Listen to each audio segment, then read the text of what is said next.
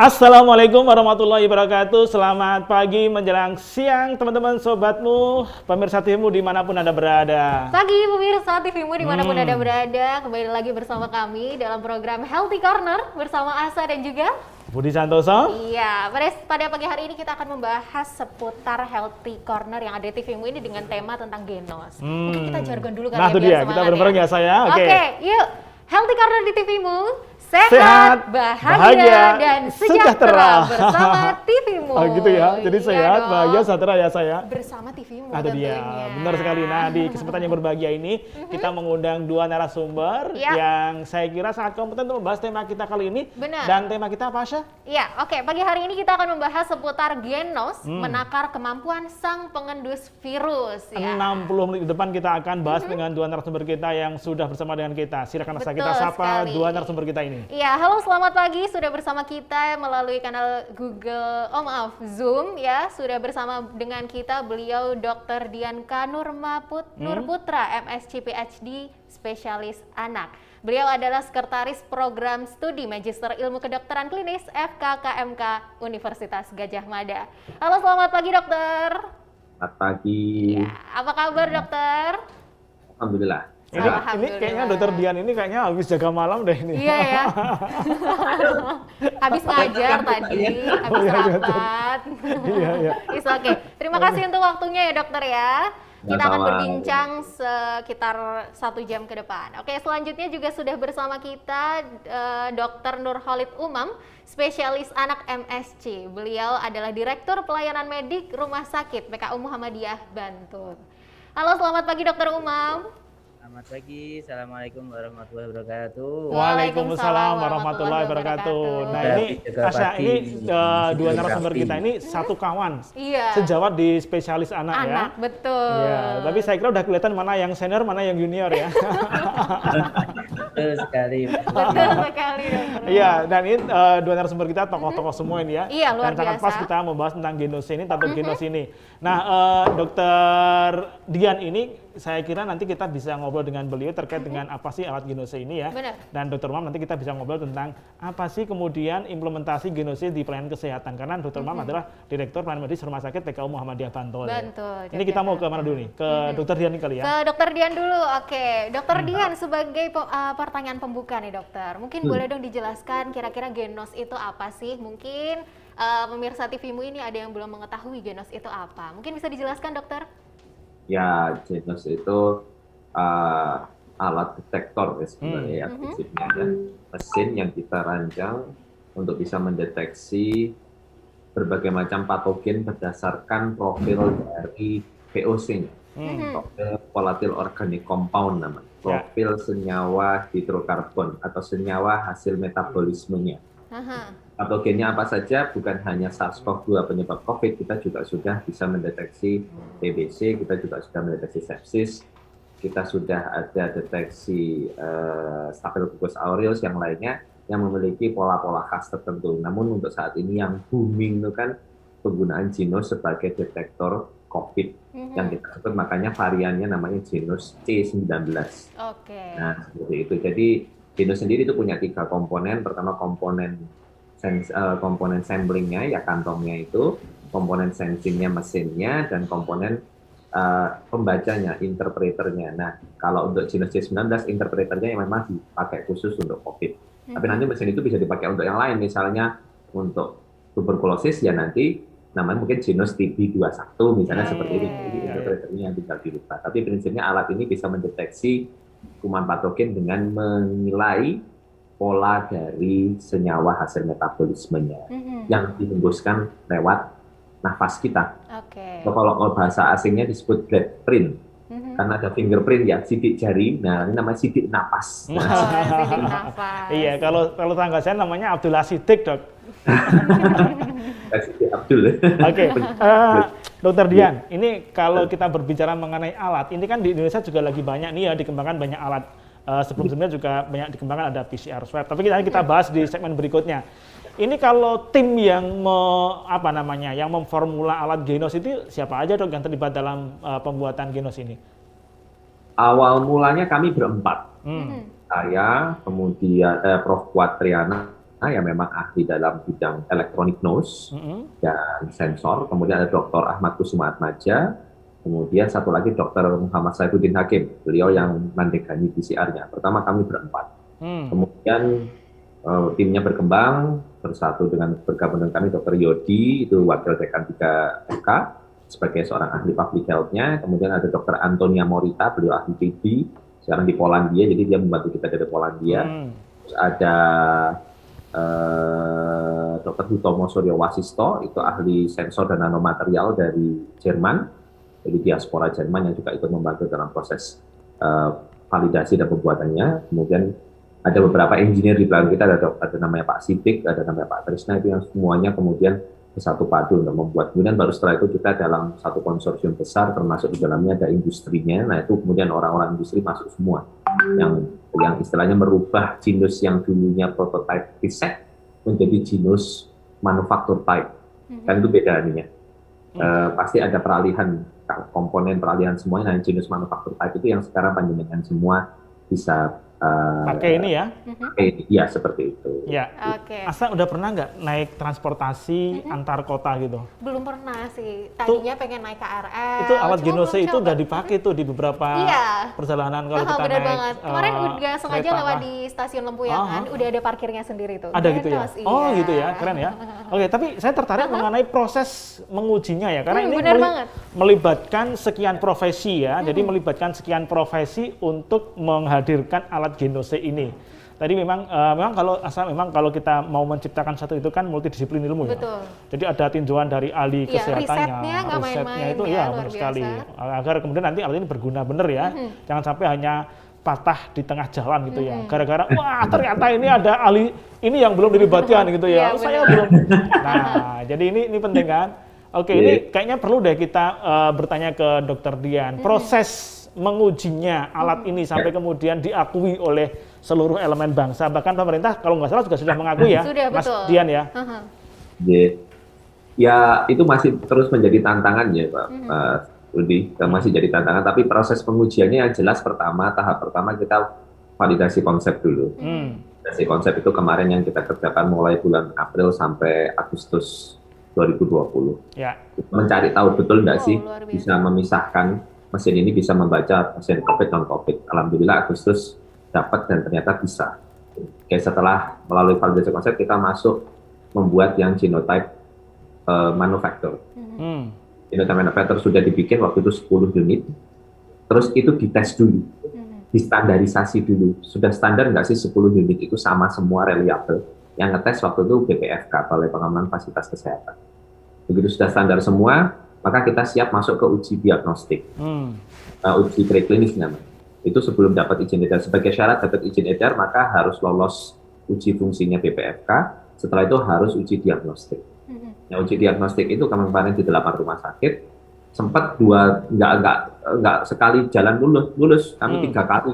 Ya. Pertama 3 kali. harus diperbaiki, kedua masih gagal karena banyak ada SOP yang membuat hasil nafasnya nggak bagus. Ternyata kita harus melihat bahwa genus itu sensitif terhadap lingkungan, maka harus ditempatkan di lingkungan yang aliran udaranya bagus. Nah, yang kemudian SOP-nya sekarang diterapkan di semua di semua fasilitas itu, bahwa harus cari lingkungan dulu, baru setelah itu kita dapat izin edar.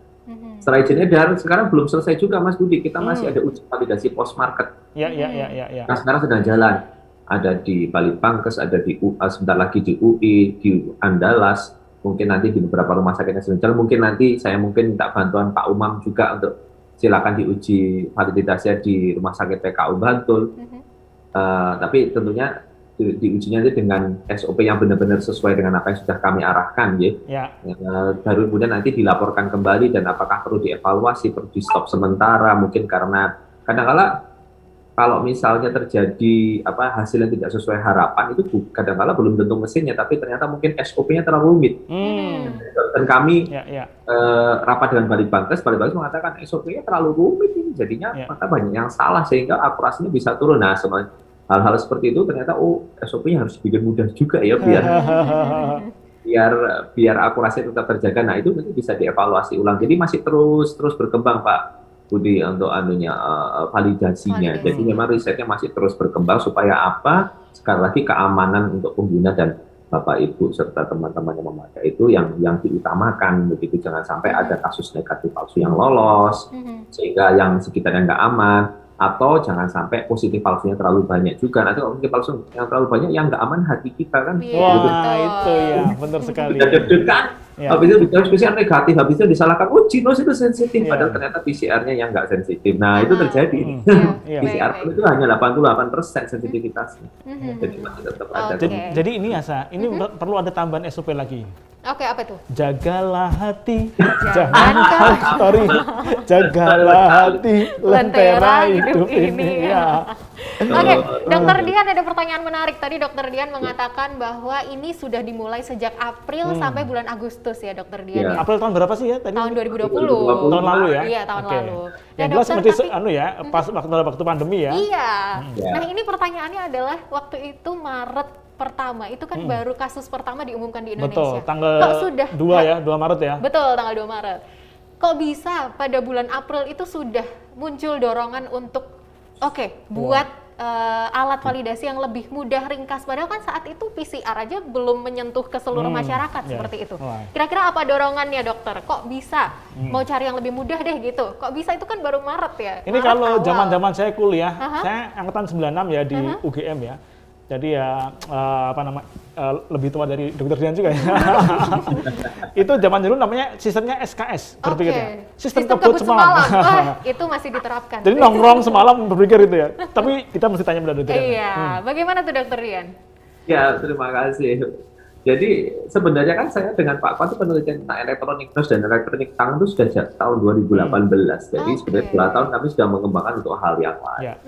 Pada saat bulan Maret itu, kan saya masih ingat tanggal 6 Maret kan kasus pertama di Indonesia. Tanggal 7 Maret saya diangkat sebagai Kasatgas COVID di Rumah Sakit Bayangkara punya kepolisian Jogja. Nah itu disitulah kemudian saya merasakan betapa frustasinya mencari PCR. Rapid test pun masih rapid test antibody, tapi sama sekali nggak bisa dipakai untuk diagnostik. Akhirnya kita mengandalkan hanya anamnesis pemeriksaan fisik beberapa kali lolos. Nah waktu itu ya karena namanya saya juga peneliti dengan kuat ya tiap hari kan kami selalu diskusi kok. Terus begini, terus saya langsung terus ide gimana caranya kalau ini kita pivotin saja elektronik nose kita. Dulunya dipakai untuk mengetes TBC sama spinal muscular atrophy namanya. Kemudian begitu kita melihat begini, saya kan kemudian langsung cepat baca-baca jurnal itu bahwa proses SARS-CoV-2 kan ngendonnya kan di tenggorokan. Nah dalam otak saya waktu itu kalau ngendon di tenggorokan pasti kalau yang namanya dia hidup maka dia bermetabolisme, mengeluarkan kentut ya, mengeluarkan bau yang apa namanya yang khas begitu. Nah kemudian saya baca artikel di Israel ternyata bisa mengendus SARS-CoV-2 pakai anjing. Maka dalam hati waktu itu kalau anjing saja bisa, maka elektronik nose yang kita pakai untuk TBC kemarin juga bisa. Yuk kita rubah. Waktu itu langsung dalam waktu 1 bulan timnya paralel, saya menyiapkan proses untuk masuk ke Bangsal untuk mengawal alat itu, jadi komite etik segala macam, banyak banget administrasinya yang ribet gitu.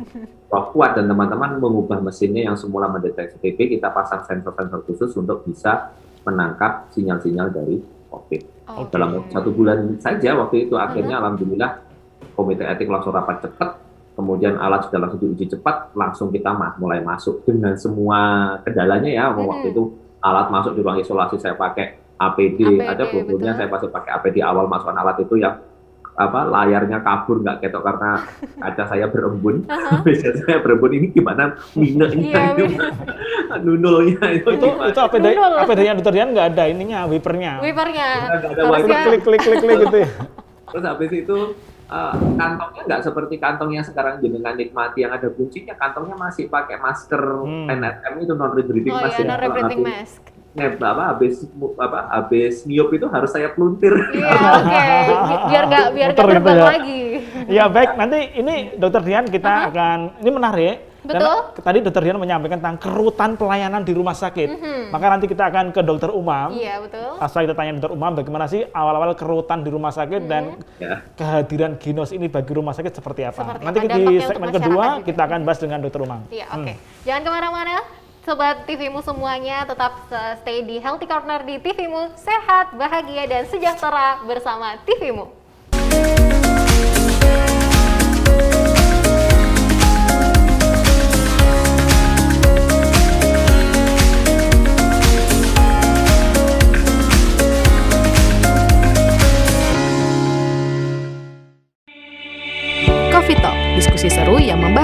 kajian seputar COVID-19 dari berbagai sisi.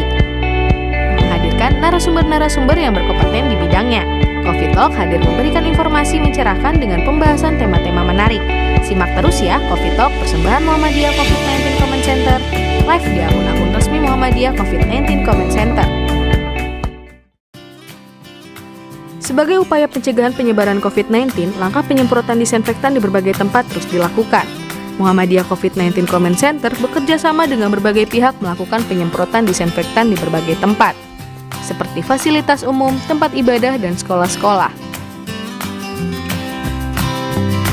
Sampai saat ini, penyemprotan disinfektan telah dilakukan di 48.954 titik, di antaranya 10.422 tempat ibadah, 32.092 fasilitas umum, 5.959 sekolah, serta 481 gedung amal usaha Muhammadiyah.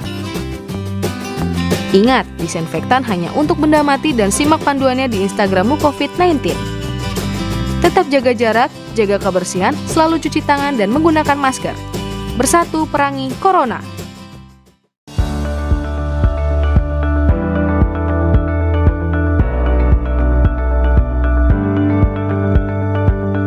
Muhammadiyah COVID-19 Comment Center memberikan informasi terupdate mengenai penanganan COVID-19. Mulai dari pelayanan kesehatan, ketahanan pangan hingga pencegahan COVID-19 di masyarakat. Informasi dikemas dalam bentuk live press conference yang tayang 1 kali dalam 1 pekan dan disiarkan langsung dari kantor pimpinan pusat Muhammadiyah Yogyakarta.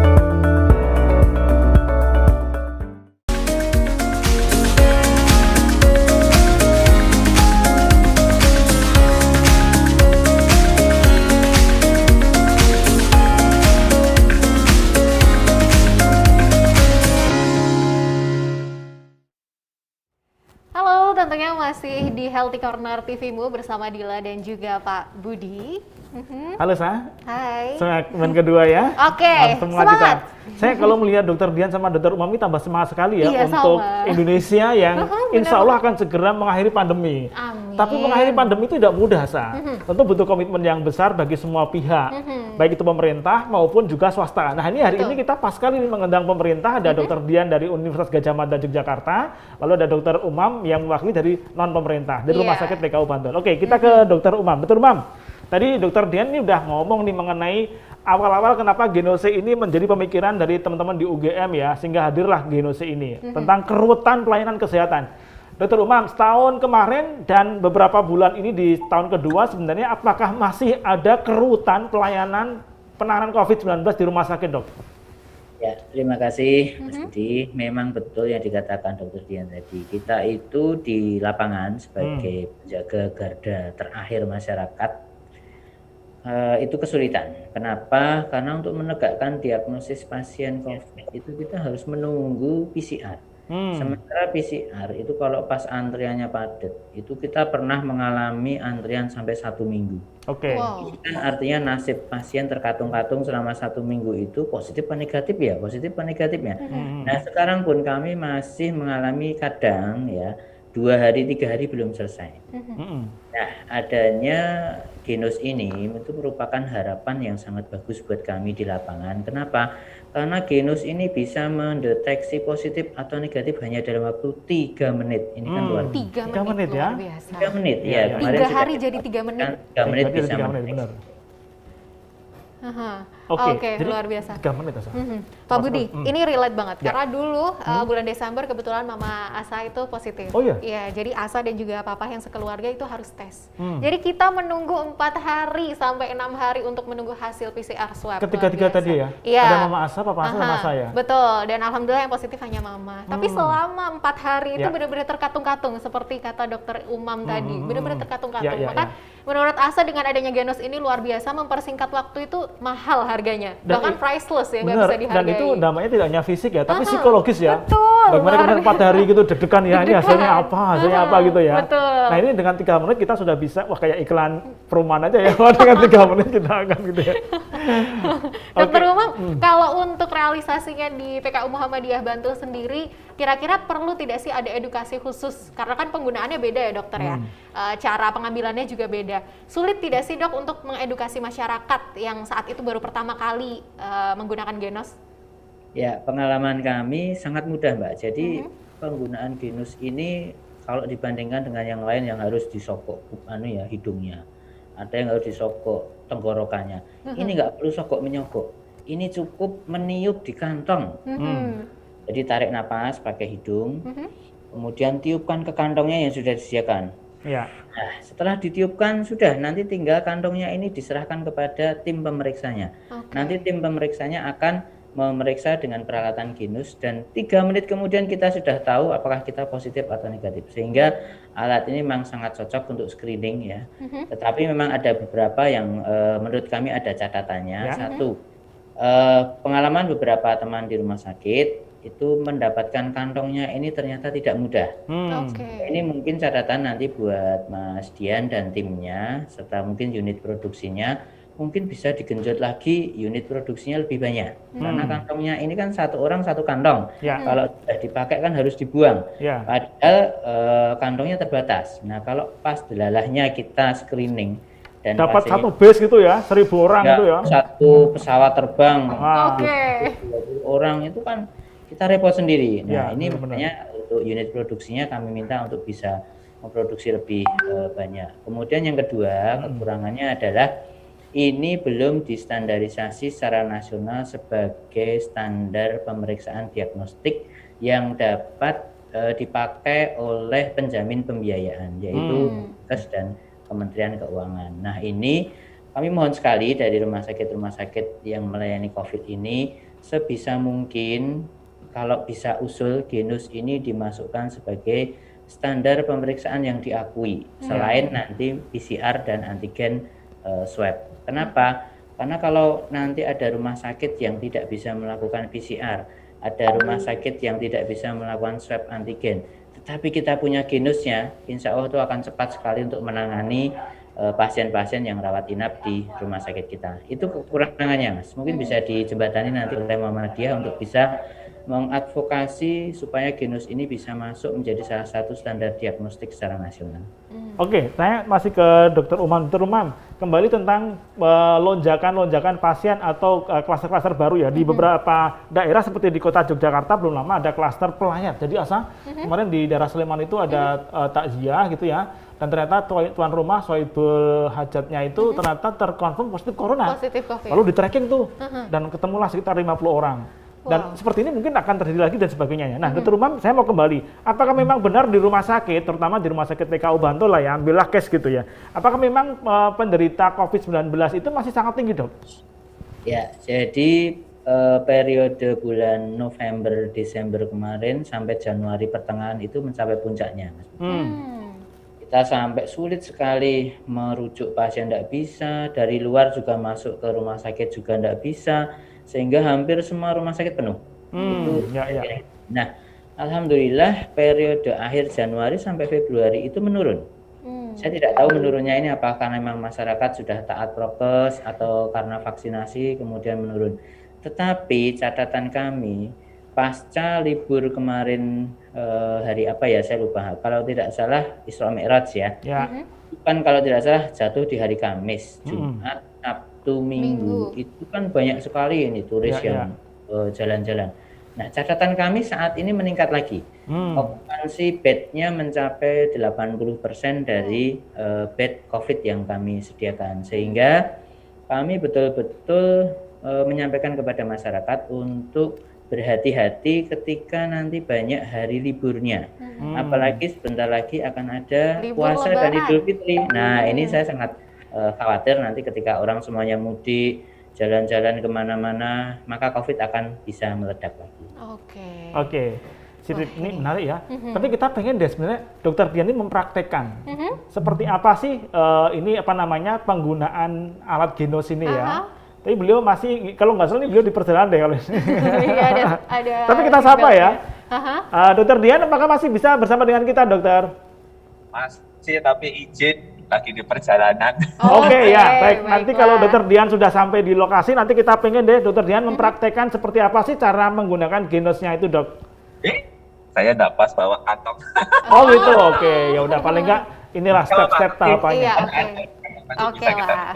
Oke, Baiklah. baik. Sambil nanti Dokter Dian sampai di lokasi, kita kembali ke Kita Dokter kembali Umam. ke Dokter Umam. Dokter Umam, Asa pengen bertanya dong.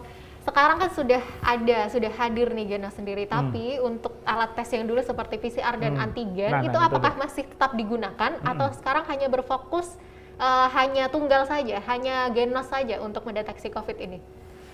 Ya, otomatis Mbak, jadi yang namanya pemeriksaan itu pasti ada gold standar ya, atau baku emas.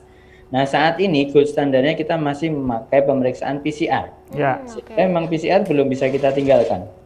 Selain itu, regulasi memang masih belum memasukkan Genos sebagai pemeriksaan yang diakui oleh Kemenkes maupun pembayar klaim. Sehingga memang mau tidak mau ya kita tetap harus memakai swab antigen dan swab PCR-nya. Itu tetap kita pakai. Dan catatan bahwa Genos ini, saya tidak tahu, mungkin Dokter Dian nanti bisa mengkoreksi. Genos ini karena memang cukup tinggi sensitivitas dan spesifitasnya, mungkin lebih ke arah screening ya di populasi. Makanya cocok dipakai di bandara-bandara, di stasiun-stasiun, di terminal-terminal itu sangat cocok. Tapi apakah di rumah sakit nanti cocok juga kita pakai, masih butuh banyak data menurut saya yang nanti Dokter Dian dan tim akan memberi asupan kepada kami di lapangan. Oke, ya jadi memang ini masih banyak sekali PR yang harus dilakukan oleh teman-teman tim Genos ini ya, dengan sekian profesi tadi ya, Ska. Tapi saya mau kembali kamu tadi deh, mengenai cerita keluargamu tadi ya. Oke. Jadi pada waktu kemudian di tes PCR ya? Iya, betul banget. Jadi waktu itu mama kebetulan kan ada penyakit penyerta diabetes, jadi sehingga harus masuk ke rumah sakit. Saat itu rawat inap juga di PKU Muhammadiyah Bantul. Oh, di Bantul ya? Betul. Iya, Dokter Umam udah ketemu lah ya. Gimana? Kemudian- Ini sekalian mau tanya nih, gimana kesannya? Gimana kesannya? Kesannya Masya Allah ya, luar biasa. COVID ini benar-benar, tadi kan tidak terbayang ya Pak Budi ya. COVID itu seperti apa sih, bagaimana Oh iya, sih mamu dirawat keluarga? di rumah sakit PKU Bantul Iya ya? betul. Papa negatif hari, ya? 4 hari kalau nggak salah, 4 hari kemudian Sempat sih aku liaran juga waktu itu. ke rumah sakit lapangan beliau. Alhamdulillah Oke, karena ya. membaik kemudian lapangan dan juga pulang ke rumah. Iya, karena waktu shelter isolasinya PKU Bantul yang di Gose belum jadi tuh, sehingga harus ke sana. Tapi pada waktu kemudian di swab PCR hasilnya positif itu bagaimana waktu itu? Ekspresinya bagaimana itu? Luar biasa. Kalau masih ingat tuh rasanya pengen nangis karena bener-bener shock. Iya. Semuanya shock karena Mama nggak ada riwayat bepergian kemana-mana. Dan saat itu juga kita sangat ketat untuk mematuhi protokol kesehatan. Hanya papa yang sering keluar ya? Ya, Papa Asa juga, Oh, tapi Asa kita juga ya. benar-benar ketat gitu. Oke. Jadi sangat takut merasa bersalah, tapi alhamdulillah Salsa dan juga Papa negatif. Oke. Jadi tidak dari Asa insya Allah. Nah, tadi ini emang menarik ya, dengan teman-teman yang punya aktivitas yang luar biasa, tentu alat Genos ini menjadi salah satu rujukan juga ya. Betul, screening. Saya nggak tahu ya, tahap tapi awal. kita bisa ngecek ke Dokter Dian dulu ya. Dokter Dian, alat Genos ini sebenarnya sekarang bagaimana sih? Apakah sudah bisa dikonsumsi publik secara bebas, bisa mendapatkan di mana saja atau bagaimana sejauh ini? Sudah bisa Pak Budi, sekarang kalau mau dipakai ya seperti kalau di rumah sakit seperti di PKU Bantul silakan itu bisa dipakai.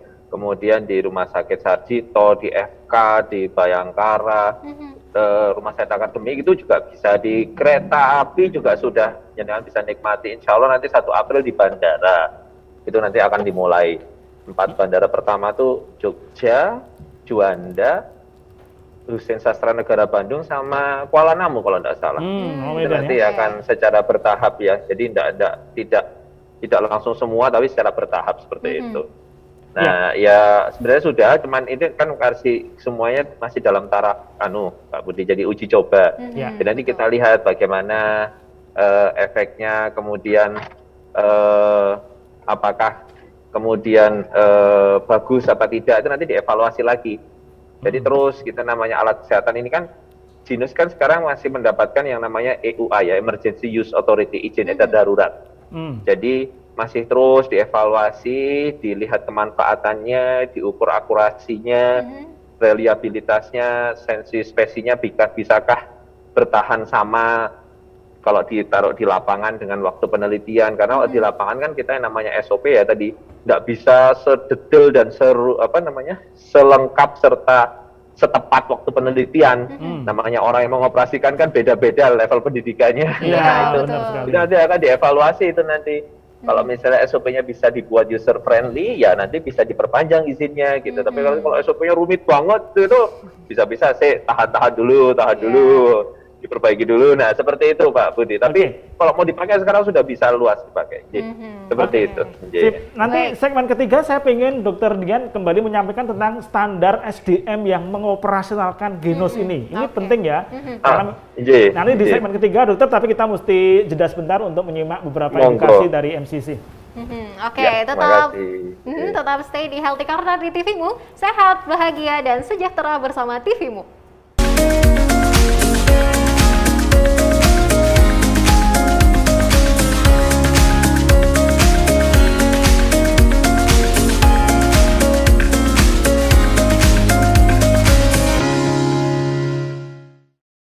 Suara Muhammadiyah sebagai amal usaha resmi Muhammadiyah hadir untuk menjadi bagian jamaah Muhammadiyah dalam memfasilitasi kebutuhan perjalanan dan pendampingan ibadah umroh jamaah Muhammadiyah. SM Tour and Travel hadir dengan 2 program utama, program umroh dan haji khusus, program perjalanan untuk domestik dan internasional. Mari bergabung bersama SM Tour and Travel untuk menikmati ibadah umroh Anda lebih khusyuk dan nyaman.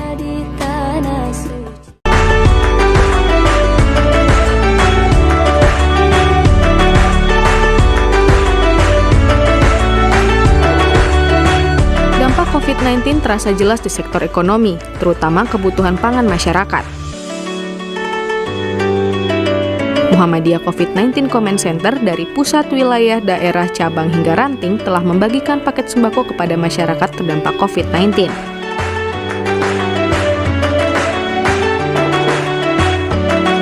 Muhammadiyah mentargetkan ada 1 juta paket sembako hingga akhir tahun.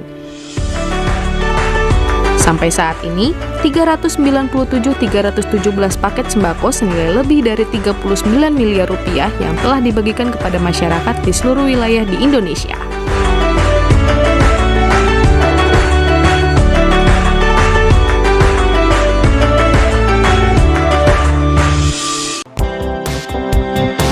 Muhammadiyah COVID-19 Comment Center telah membagikan ribuan masker kepada masyarakat di berbagai wilayah di Indonesia sebagai salah satu upaya untuk mencegah penyebaran COVID-19 di masyarakat.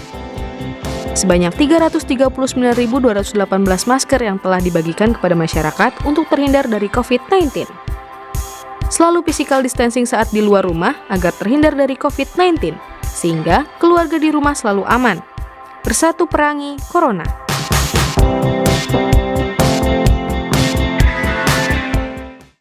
Tayangan televisi Anda bermasalah atau kurang jernih? Sudah saatnya Anda mengganti antena UHF Anda dengan decoder Cavision Cartens. Selain harga terjangkau dan tayangan yang jernih, Anda dapat menyaksikan puluhan channel nasional dan internasional gratis selamanya. Anda juga dapat menyaksikan tayangan olahraga dunia. Tunggu apa lagi? Ganti sekarang juga. Cavision on terus.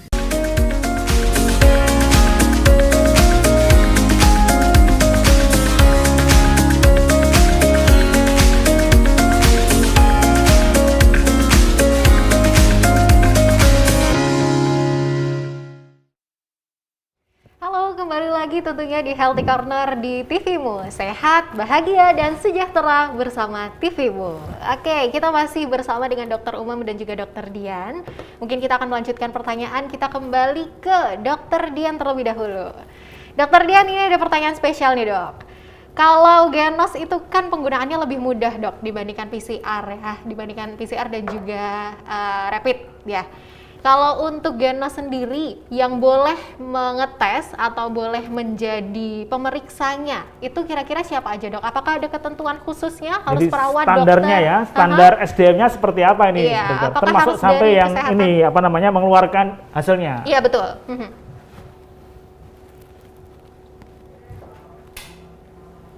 Oke, Dokter Dian, suaranya belum sampai ke kita nih.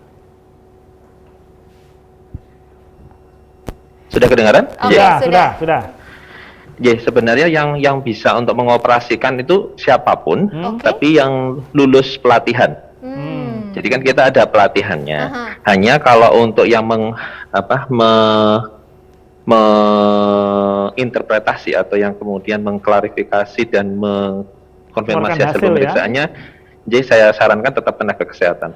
Oke. Tetap dokter. tenaga Iya. kesehatan. Itu Jadi ada biasanya dokter, pelatihan. tapi tidak harus dokter spesialis apapun khusus, tidak, karena kemarin izin edarnya keluar bukan sebagai alat kesehatan khusus, tapi alkes di bidang nafas ya, dan elektromedik. Jadi seperti posisinya mirip seperti EKG. Oh, kayak EKG. Siapapun ya. bisa baik. memperhatikan, injih. Oke. Injih. Kalau pelatihan itu Seperti bisa itu. diikuti oleh umum atau memang masih untuk Harus tenaga khusus? kesehatan ya? Aha, betul.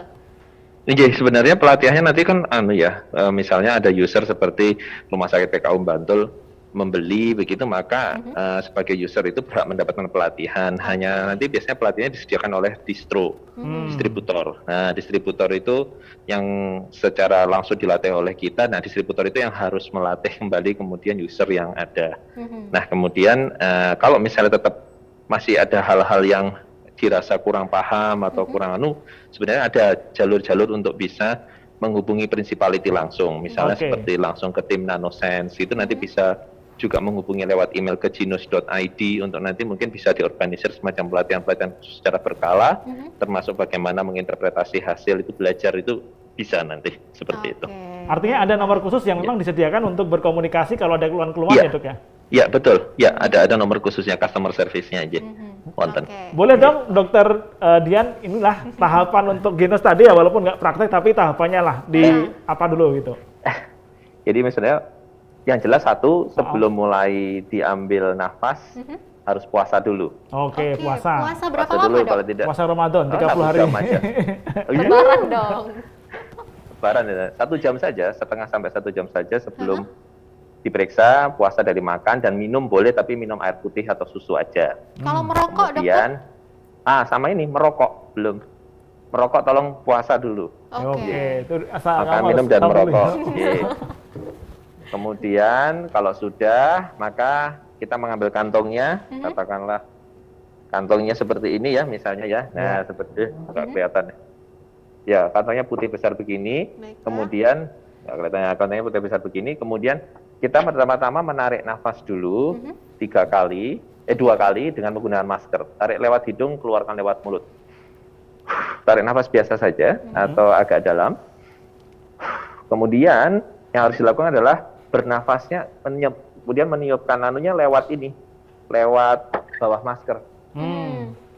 Jadi jangan masker dibuka begini, seperti ini salah. Jadi meniupkannya seperti ini. Jadi dengan gini, kemudian nafasnya lewat bawah begini.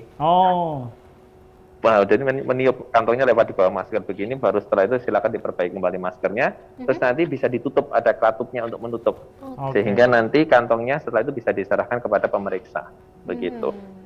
Dan ini lebih aman ya, karena si orangnya pakai masker gitu loh. Betul.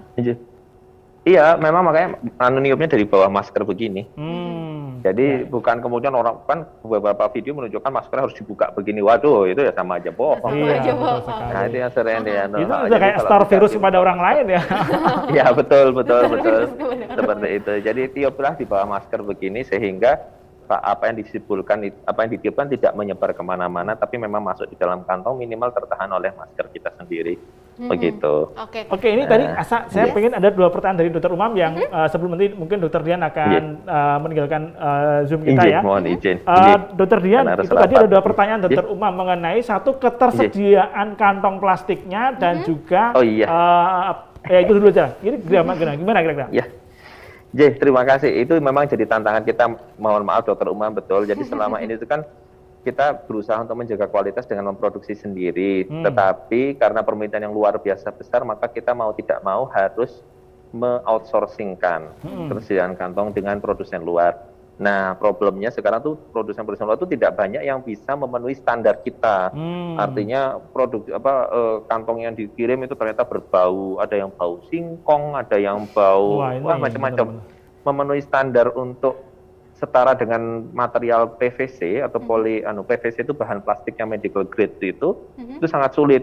Nah, tapi karena kita juga dituntut oleh kementerian di atas itu bahwa bahan kantongnya itu harus yang ramah lingkungan. Nah, beberapa bahan kantong ramah lingkungan itu ada bau-bau kuenya. Iya, itu tidak terpengaruh ya. Habis bau kue kantongnya. Apalagi kalau asa yang bawa, udah semuanya jajanan semua di situ. Nah, disitulah kemudian kita masih berusaha keras. Saat ini sebenarnya sudah mulai ada, Dokter Umam. Insya Allah nanti dokter umum akan di info oleh distributor ya. Dokter umum nanti kan ada distributor yang ditunjuk untuk ngopeni PKU Bantul, tapi ya kalau karena panjenengan kakak kelas saya ya nanti saya bisa jalur khusus mengoyak. Wah, ini ada jalur dalam nih. Pak, ini ada jalan tikus ini. Oke, baiklah. Tapi insya Allah segera bisa kita penuhi. Ya, terakhir Dok, saya baca berita di beberapa media ya, memang kemudian semua tempat-tempat transportasi itu Genus menjadi rekomendasi ya, di bandara, di kereta, di stasiun. Apakah memang kemudian ini sudah berkesepakatan dengan atau bersama dengan Dinas Perhubungan atau Kementerian Perhubungan, Dok? Ya, kemarin kebetulan memang Kementerian Perhubungan itu terutama waktu itu KAI yang pertama kali datang ke kita dan meminta untuk integrasi sistem, memungkinkan tidak setelah izin edar keluar mereka bermaksud mengadopsi. Kemudian setelah keberhasilan implementasi di KAI, maka Kementerian Perhubungan bermaksud untuk memperluas di moda-moda transportasi yang lainnya. Tapi itu pun juga tetap dalam proses kita mengevaluasi terus agar tetap sesuai dengan arahan yang sesuai dengan ketentuan dari Kementerian Kesehatan. Seperti itu. Ya, baik. Baik, terima kasih Dr. Dian. Saya kira Dr. Dian sudah berkenan hadir di tempat kita ya. Nanti kita akan kembali undang Dr. Dian di waktu puasa. Iya, baik. Terima kasih. Pak Umam, baiklah. Langsung kita concern kepada Dr. Umam nih. Dokter, sebagai yang langsung turun tangan ke pasien nih, Dok. Pernah tidak sih Dok menjumpai ada saat melakukan tes Genus itu gagal? Maksudnya gagal itu tidak bisa dites atau mungkin karena pasiennya mungkin kurang mengerti, kurang paham seperti itu, jadi tidak terdeteksi. Pernah tidak Dok mengalami itu? Ya, jadi beberapa kasus yang dilaporkan itu bukan karena kesalahan alatnya, tapi teknisnya tadi seperti yang disampaikan Dr. Dian. Jadi kita kadang kan pasiennya simbah-simbah ya, orang-orang yang sudah sembuh. Kita ajari untuk tarik napas. Kemudian dihembus dulu, apalagi dalam bermasker, pakai masker saja sudah sesek katanya. Nah, tarik napas, menghembus, tarik napas, menghembus. Setelah itu masukkan ujung dari kantongnya, kemudian dihembuskan situ. Nah, ini teknik itu aja banyak yang kesulitan kalau pasiennya bukan kaum milenial. Kalau yang kaum milenial insya Allah sih tidak masalah ya dengan teknisnya. Nah, yang pengalaman yang cukup berharga adalah karena kemarin beberapa kali kita coba positif rate-nya cukup tinggi, itu kan kadang membuat kita ketakutan seperti tadi yang disampaikan Dr. Dian. Kalau dicek terus positif, kalau dicek positif.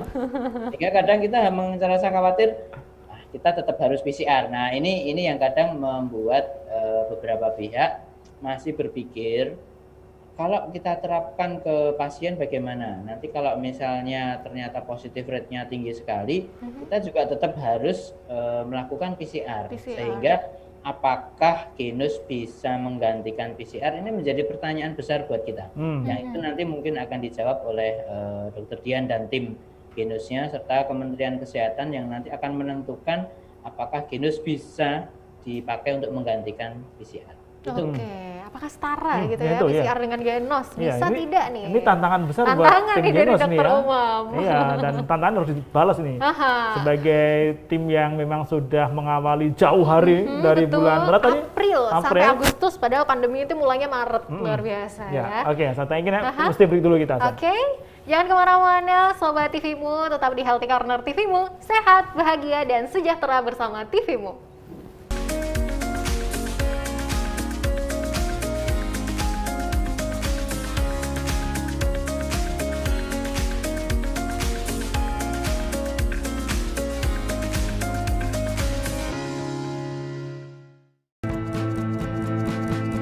Rumah sakit menjadi garda terdepan dalam penanggulangan COVID-19 dan dapat juga menjadi benteng terakhir.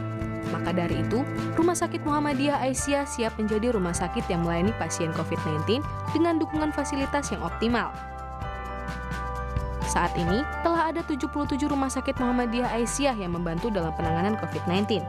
Bahkan, tidak hanya itu, Muhammadiyah juga mewujudkan rumah sakit darurat untuk penanganan COVID-19.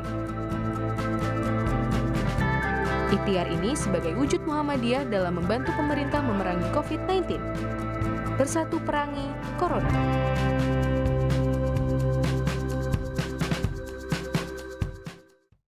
Batik Nasional Muhammadiyah sudah menjadi kebanggaan bagi setiap warga Muhammadiyah. Bahkan, pimpinan pusat Muhammadiyah secara resmi menggunakan batik nasional untuk pertemuan nasional maupun internasional. 2 kader Muhammadiyah, Iqbal dan Sarah, peraih medali emas di kejuaraan pencaksilat Asian Games, menjadi bagian ikon brand ambasador batik nasional Muhammadiyah. Kami bangga berbatik nasional Muhammadiyah. Untuk pemesanan lebih lanjut, hubungi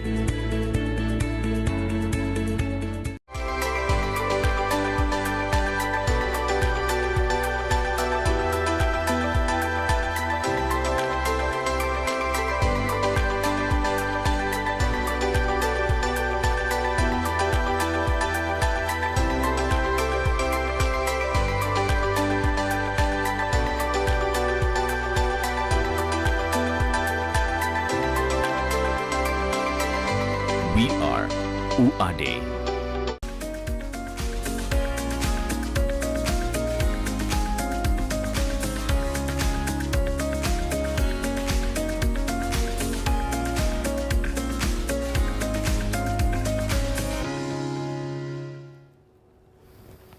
Halo pemirsa TVMU, kembali lagi tentunya di Healthy Corner di TVMU. Sehat, bahagia, dan sejahtera bersama TVMU. Kalau sejahtera itu biasanya senyumnya sumringah ya, saya. Ketutupan nih. Nah, tapi kelihatan, masih kelihatan. Jadi karena gestur kita seperti Dr. Mam itu pasti kelihatan kan. Nah, iya. senyumnya simetris itu ya. Dr. Mam kalau senyum itu berat sebelah, itu namanya stroke. Oh iya. Nah, jadi hemoragik. Iya, tengah ya dok ya. Iya, jadi harus simetris senyumnya begitu, ciri khas ya. Oke, kita kembali ke Dr. Umam, Mas. Baik, kita konsentrasi ke Dr. Umam sekarang. Ya. Dokter, tadi kan dokter mengatakan kalau setelah genos ini digunakan maka masih akan tetap menggunakan PCR lagi ya dok ya, supaya validitasnya itu sangat tinggi dan juga akurat seperti itu. Jadi kalau untuk genos sendiri sebenarnya sasarannya itu untuk siapa sih dok? Kalau untuk pasien saja masih harus PCR, lalu genos ini sebenarnya untuk siapa? Digunakan untuk apa dok? Ya, jadi bukan terus kita tidak menggunakan pemeriksaan PCR. Memang gini Mbak, jadi dalam dunia kedokteran itu kita tidak bisa memakai satu perasat saja untuk menentukan diagnosis. Contoh misalnya untuk mendiagnosis pasien yang kena COVID. Mungkin Mbak tadi ceritakan ibu pernah ya. Jadi ada beberapa parameter yang kita pakai, tidak hanya PCR. Misalnya ronsen kan juga dilakukan. Iya betul. Apakah ronsen ini mengarah ke COVID? Kemudian riwayat perjalanan klinisnya, mulai panasnya kapan, kemudian batuk pileknya bagaimana, ada sesak napas atau tidak. Kemudian ada parameter laboratorium.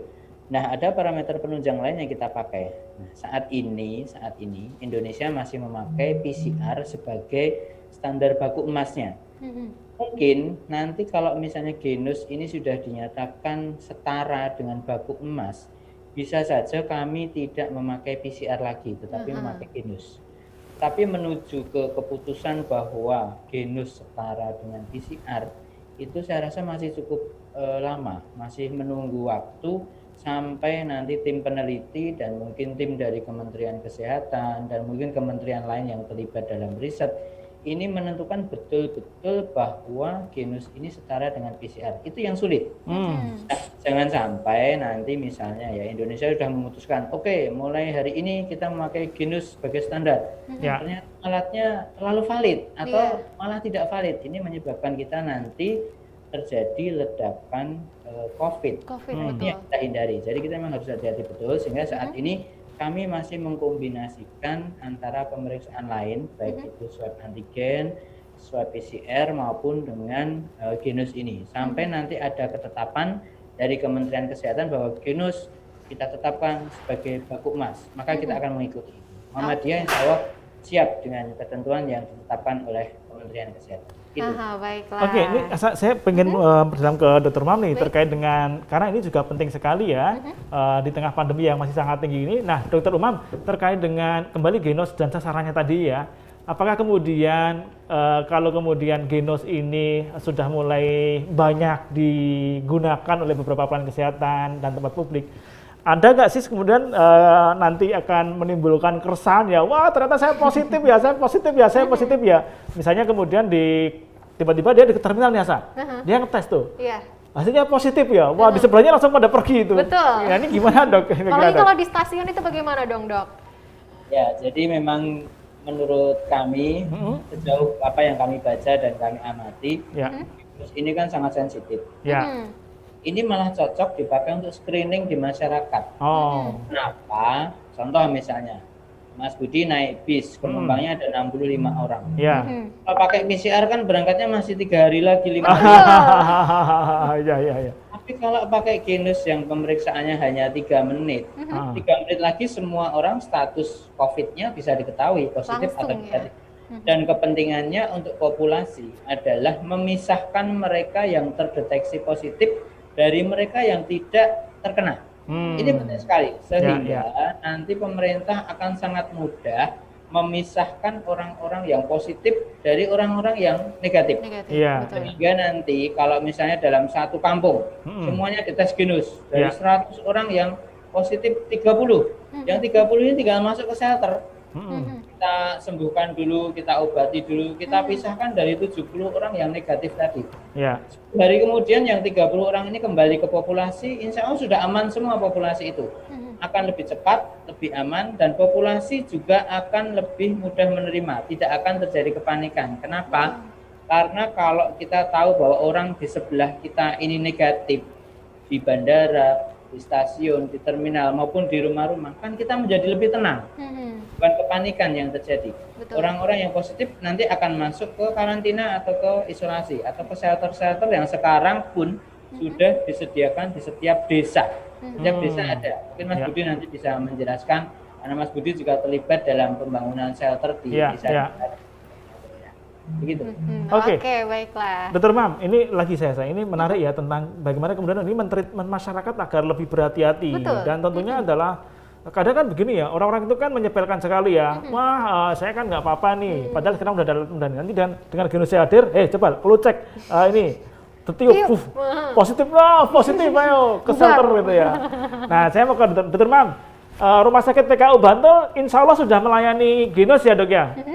Kalau sudah Mas Budi, silahkan masyarakat yang membutuhkan pemeriksaan Genus bisa ke rumah sakit PKU Bantul.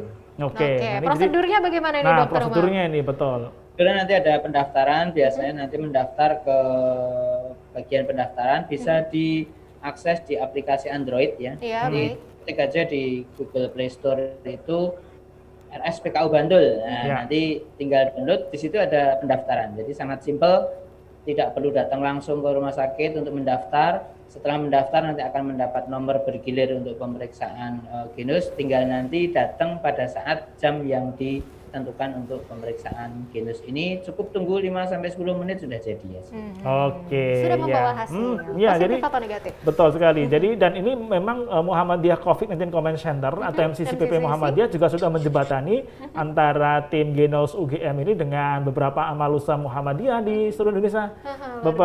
Selain di PKU Bantul juga di Jawa Timur. Di Jawa Timur itu ada dari MCCPWM Jawa Timur itu juga sudah pesan 5 alat Genus ini.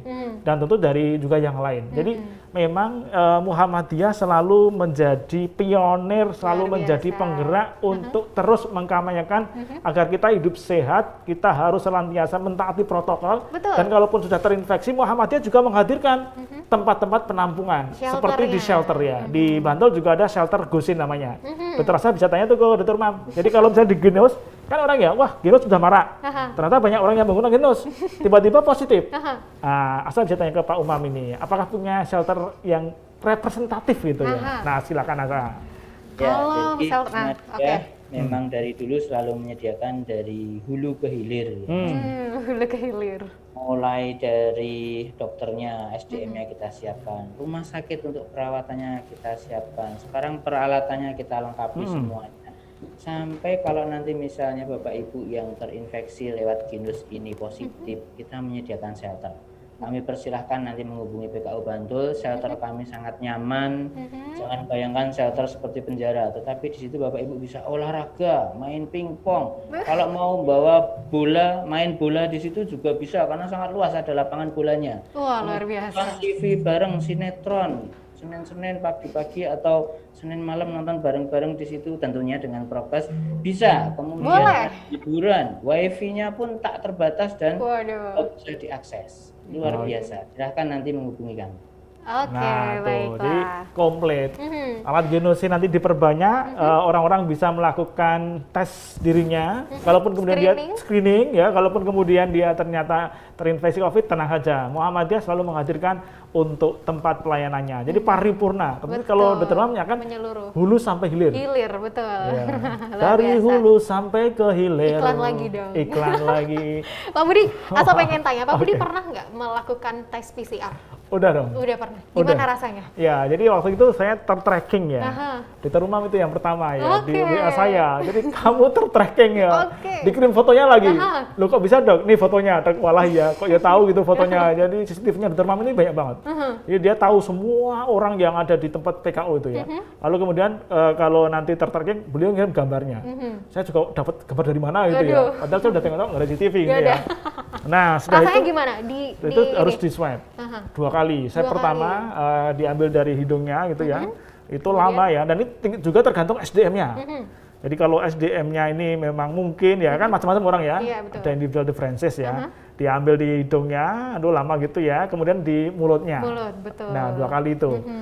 Nah yang pertama enak, dokternya asik gitu ya. Dokter Yamam asik gitu. Saya senang sekali tuh, gak kerasa, setes gitu ya. Udah. Nah yang kedua, aduh itu sakit ya. Sakitnya di sini ya, sama. Sakitnya di sini. Sama. Nih Pak Budi dulu waktu PCR juga, itu juga sempat mau bersin, sakit perih, nangis juga. Nah pertanyaan untuk Dokter Umam dok, kalau Genos sendiri ada tidak sih efek sampingnya? Apakah bikin bersin juga sama kayak PCR atau mungkin batuk juga karena niupnya nggak kuat gitu? Atau bikin lapar? Oh iya, bikin lapar dok. Apa ada efek sampingnya dokter? Sampai saat ini kok belum ada ya Mbak ya. Jadi ya karena itu hanya tinggal meniup saja, jadi ya tidak ada efek samping. Ya memang kalau tadi saya ceritakan yang orang-orang tua ini kan kadang ya antara tarik napas sama niup kebalik-balik. Iya benar. Jadi suruh niup malah kemudian ya. Malah jadi kebalik, jadi ambil tarik napas napas dulu. itu malah ditiup ya. Giliran disuruh niup malah ternyata malah ambil ya. Kebalik. Terus mengedukasinya gimana tuh dok? Kalau ada yang kayak gitu yang sulit gitu, bagaimana dok mengedukasinya? Biasanya kita beri contoh, kemudian kita ajak bersama-sama, bareng-bareng. Ayo Mbak, sekarang tarik nafas, beri contoh. Wah itu dia baru naik nafas, kemudian yuk lewat mulut Mbak. Dia ikutan, nanti tarik lagi Mbak. Nah pas niup lagi, kebalik lagi. Makanya ya kita harus mengulang lagi dan harus sabar. Harus sabar. Karena tadi 2 kali ya tadi ya. Oke, Dokter Umam tadi memang seperti yang sampaikan Dokter Dian, kalau harus puasa 1 jam sebelumnya ya. Betul. Kalau misalnya mendaftar, kemudian saat itu belum puasa, berarti harus menunggu dulu dokter ya? Betul, ya. Jadi untuk validitas pemeriksaan memang disarankan 1 jam sebelumnya tidak mengkonsumsi apapun. Tadi belum disebutkan sama Dokter Dian ya. Jengkol, pete. Kalau jengkol nanti yang pingsan itu petugasnya ya. Begitu itu malah pingsan.